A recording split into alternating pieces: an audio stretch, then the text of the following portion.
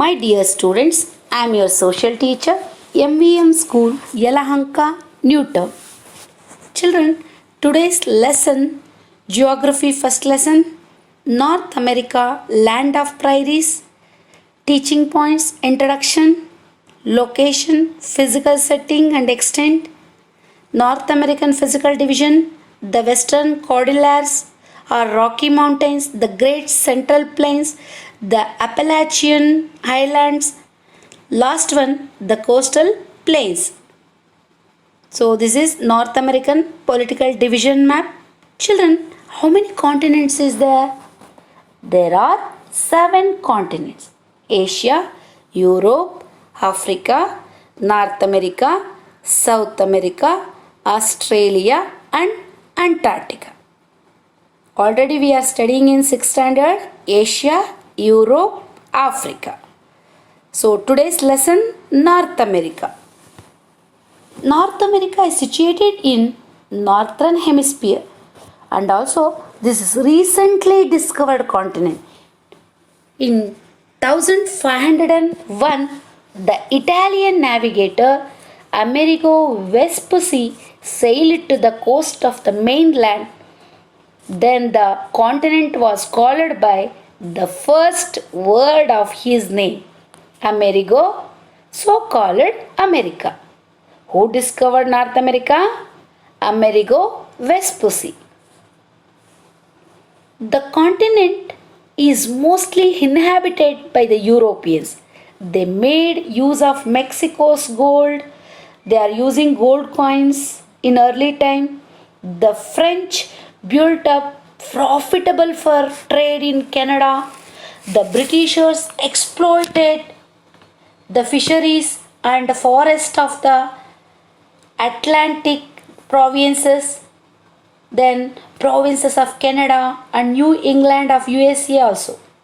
Children, North America rich natural resources with abundant in science and technology also and developed. So abundant natural resources and with development in science and technology also, and a large domestic market, then international trade relationship, the development of transportation. These have helped the North America to become one of the most developed regions of the world.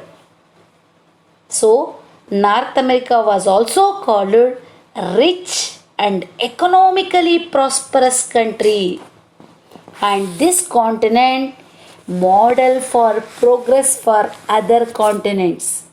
So this is the prosperous and wealthy continent also, and so this is the role model of other continents developmentally.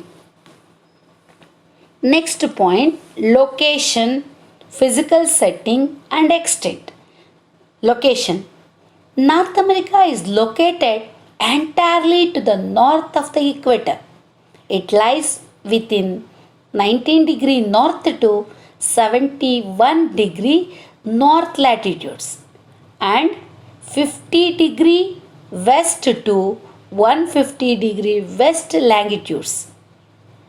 You remember children, the Tropic of Cancer, 23.5 degree Tropic of Cancer passes through the continents in the south and Arctic Circle, so 66.5 degree north in the northern side. So this is the location of North America. Physical setting. North America is surrounded by the Atlantic Ocean in the eastern side, Pacific Ocean in the west, and the Arctic Ocean in the north, Arctic Ocean. It is separated from the continent of Asia by the Bering Strait. It has a land link with South America by the Isthmus of Panama. A number of smaller water bodies are found here. For example, Gulf of Mexico, Hudson, Gulf of Alaska, Gulf of California, etc. In West Indies, the West Indies and Cuba Island are found in the Caribbean Sea. Newfoundland is found to the east of Canada, eastern side. A number of islands lies in the Arctic Ocean of the which Greenland in the largest. Greenland is the largest. The stripe of land that lies to the south of North America is called Central America. So that is a central part in northern hemisphere, central part. So that's why call it Central America. Extent. North America is the third largest continent in the area wise, 16.4% in the world after Asia and Africa. Already we know that largest continent Asia, smallest continent Australia. It is almost 7 times. It is almost 7 times bigger than India. There are 24 countries in North America. Most important Canada, United States of America, and Mexico are the three large countries by their size. The Caribbean island are included in the physical area of the North America. The next topic is physical divisions. North American physical division. So the continent of North America is divided into 4 major physical divisions. So first one, the Western Cordilleras or the Rocky Mountains. Second one is the Great Central Plains. Third one, the Appalachian highlands. The fourth one is the coastal plains. First point, first physical division, Western Cordilleras or Rocky Mountains. The Western Cordilleras, these are the young fold mountain ranges like the Himalayas of India. The Western Cordilleras run from Alaska in the north of Panama in south. They consist of a series of plateaus, Colorado, Mexican, Yucatan Plateau, and form of series parallel folded mountains. The Rockies are most important ranges in the Western Cordilleras. The height of the range is low towards Alaska and it is increases enormously towards Mexico. Mount McKinley, so this is the highest peak, 6,194 meter, and Death Valley, 86 meter below the sea level, is the lowest part in this region, Western Cordilleras region. The Cascade and Sierra Nevada are other ranges. The Whitney Mountains and White Mountains in California are well known. Their rugged slopes and scenic beauty. So very beautiful scenic beauty is there. There are some inter-mountain plateaus are found between these ranges. Inter-mountain plateaus also is there.